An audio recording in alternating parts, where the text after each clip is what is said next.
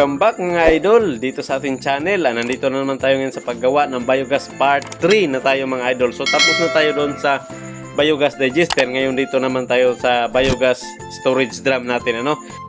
Para naman sa sukat ay dapat sukatin nyo kung ilang gram yung gusto nyong ilagay sa storage drum. Yun yung sukatin nyo, dapat sakto lang yung sukat na para sa ilalagay yung drum. Dito sa akin mga idol, 4 na drum yung ginamit ko para dito sa ating biogas. Sa loob niyan mga idol, dapat ay naka-finishing yan, naka-waterproofing yan. Lagyan nyo yung Sahara, yung sa pag-finishing. At dito sa akin, naglagay pa ako ng flexiban pagkatapos ng matuyo na yung semento, ano. Papakita ko pa sa inyo yung sunod mga idol. Ito na mga idol, ating biogas na pinagawa, no. Ito na yung sa paglagyan ng mga drum sa pinaka-storage. Dito natin ilalagay yung drum. Ayan. Di pa tapos. Magpo-flooring pa dyan, tapos mag-finishing. Dito na yung mga drum na gagamitin natin. 4 to. So nakahanda na. Ito. Kailangan na natin to tanggalin yung takip, yung 4, tapos babaliktarin natin sa likod. Maglalagay tayo ng bubutasan natin, lalagyan natin ng PVC male adapter, ano. Ito natin sa pinakagitna. Tapos lagay na natin doon para ma-install na. Pagkatapos ma-finishingan at ma-waterproofing natin. Yun yung ating fixed dome biogas. Malakas na yung apoy niyan. So lang, wala pa tayong mapaglalagyan na storage. So dito natin ilalagay.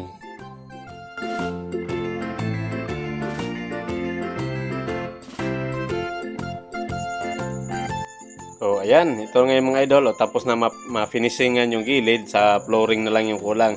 At saka mas maganda talaga mga idol dito sa ating storage drum ay dapat may bubong yan para safe siya na hindi mainitan at saka maulan, ano, para hindi talaga mapuno yung at saka mainitan ng araw yung ating mga storage drum. At dito mga idol ay kailangan lang po nating tanggalin yung mga pinakatakip o pinakataas ng ating mga plastic drum, ano, kasi babaliktarin natin yan. Naka-open po yung ilalim dapat.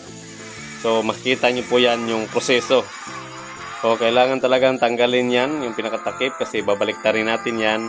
Dapat kasi yung ilalim ay open lang sa ating mga plastic drum. Yan.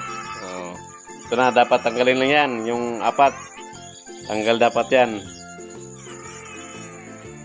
So tulad nito, tanggal na.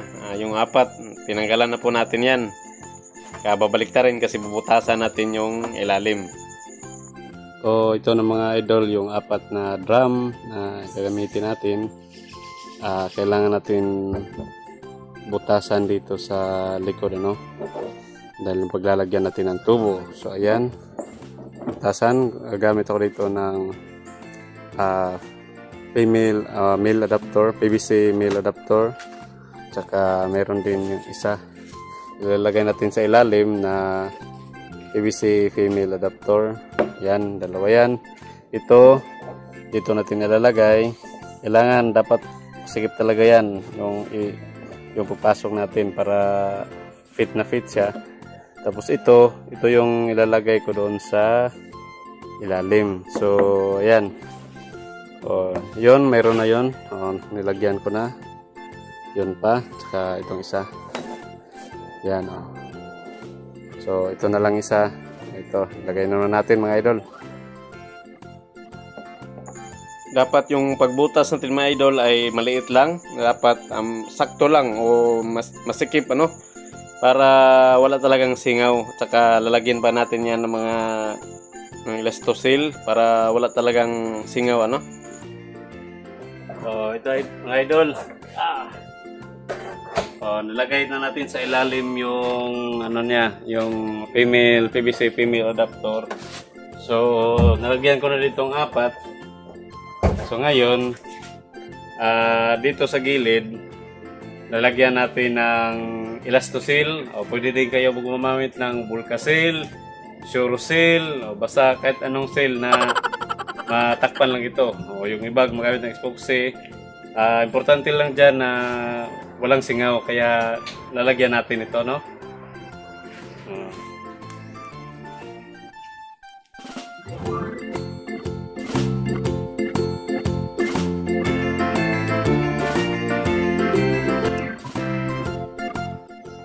Ito na mga idol, tapos na nating masilyuhan yung gilid ng ating PVC adapter, ano? Yan, yung 4. Meron na.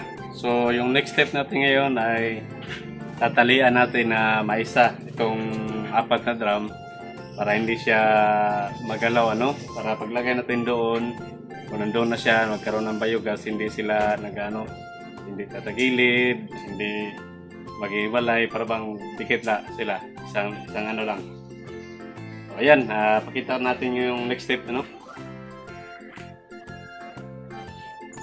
So, ngayon, ilalagay na natin itong mga nakataling drum dito sa paglalagyan natin. Naka-finishing na yan, naka-waterproofing na yan, naglagay tayo ng Flexi 1 dyan.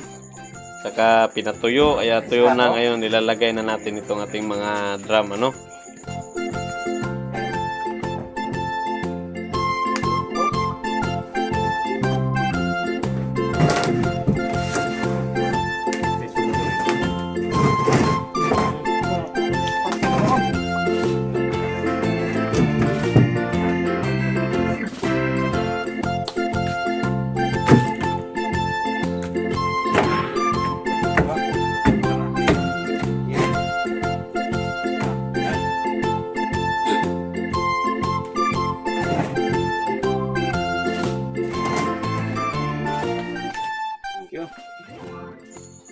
Saka dito, binanatan ko na din sa pag-welding, ano, ng tubo, ng pinaka-guide sa ating mga drum para hindi tatagilid, pantay sila tataas, pantay sila bababa.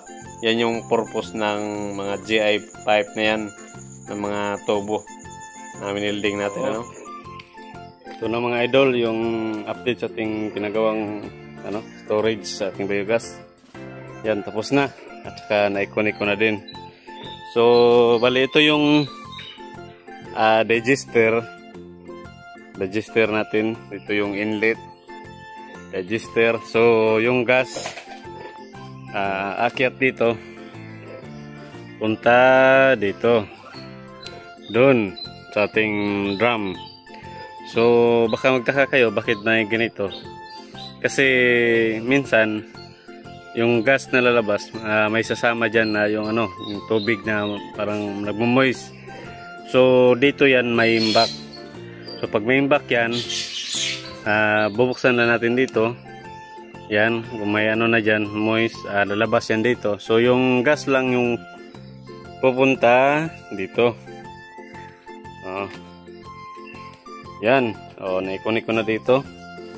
Ito na yung natin. Storage, biogas storage natin, yung drum, 4 na drum dito. So ito yung nagiging setup natin. Galing doon sa digester papunta dito sa drum, so ito, nagpapakarga na, simulan na tayo magpakarga dito. So dyan papasok yung gas, tapos maipon dito yung drum. At saka yung mangyayari dyan, mapansin nyo may tubig yan sa loob. Kasi pag dadami na yung gas dyan, aangat itong drum. Aangat yan.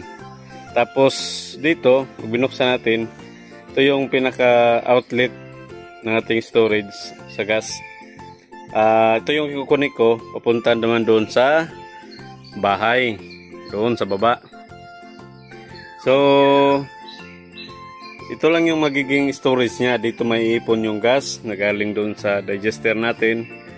So may ipon dito. Yan, ito, baka nagtaka kayo bakit may dito, may mga tubo o GI na nilagay ko, kasi support to na hindi tatagilid yung ating drum. Na pag-angat nating drum, sasabay lang din to. Kaya ito yung purpose nito. Sasabay lang yan. Sabay yan angat na sisiguraduhan niya na yung drum natin ay pantay, hindi tatagilid, ano? So, ayan na. Simulan tayong pakarga dyan, dito. Tapos lalabas naman dito sa ating pinakagagawing ano. Dito ko i-connect yung ating PVC na tubo papunta doon sa bahay para magamit na sa pagluluto. So ayan. Yan ano, napakaganda na, mapapakinabangan na natin itong ating ginawang biogas. Galing sa dumi ng ating baboy, papasok dyan sa inlet, saka doon sa digester natin, tapos yung makikreate nya na gas ay papunta na dito. So, ito na yung storage. Simulan tayong magpakarga dyan para magkaroon na ng gas. Yan.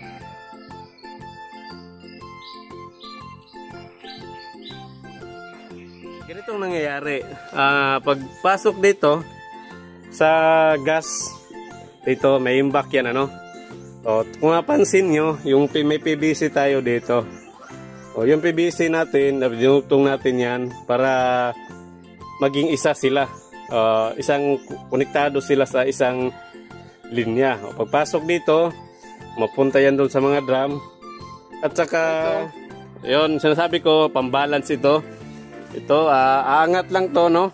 Pag bumababa naman itong drum natin, pagbaba niyan, sasama lang din to dito. Ito pinaka-guide lang ito. Ganon din doon sa kabila. Ito. So, ayan. Pag nandito na, ito, nakita nyo dito, ito na bull valve. At saka itong PVC na ito, papunta na po yan doon sa baba. Doon sa bahay. Yan. O, yun. Papunta yan doon sa bahay namin. At saka doon na natin ginagamit yung gas. Yung biogas. Ginagamit natin sa pagluluto. So, ito. Yan. Ngayon, titingnan natin doon sa baba, no? Yung ating biogas. Yan. O, ito na. O, yan yung PVC na yan. Papunta yan doon sa baba. Yan, makikita nyo. Yan, nakano yan. O, pupunta yan doon sa bahay. O, tingnan natin yan doon sa baba. O, ito na mga idol. Ayan, yan yung linya na yan. Ito yung galing sa taas. PVC natin, ayan. Punta doon. Medyo malayo yung nilakbay. O, lalakbayin ng ating biogas.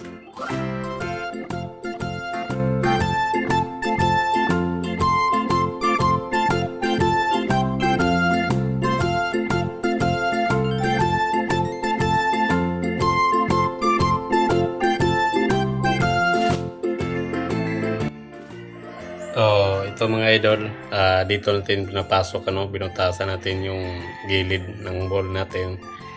Tapos dito, ito yung meron tayo ditong PVC bull valve na ano, dito na yung na-open natin, nagko-close tayo. Tapos dinugtong dito sa ito, reducer. Tapos dito sa 1/2 PVC, dugtong dito sa LPG hose. Yan, papasok dito. So dito naman, i-go-on lang natin to. Ayan. I-on natin to. Ito, mayroon tayong lighter, posporo, lighter na pwede natin gamitin. Ayan. O, nakita nyo yung apoy na napakalakas. O, ayan. O, ito po yung napakaganda. Libre na yung ating gas sa pagluluto. Okay, yan. Ayos na ayos. Abangan nyo mga idol sa sunod nating upload ng mga videos dito sa ating channel kasi pag-uusapan natin kung paano nagiging gas, yung dumi ng ating mga baboy, ano, tsaka yung tubig doon sa drum, ano yung nagiging proseso, at saka kung safe ba ito, paano ba naging overflow doon yung mga dumi ng hayop, at saka paano natin ginawa itong modified kala natin, kasi dapat may ayusin pa kasi dyan. Kaya abangan nyo mga idol, marami pa akong ibabahagi sa inyo para makatulong din sa inyo mga idol. Kaya abangan nyo yan sa mga next i-upload natin video. Thank you! Sorry, it's DJ.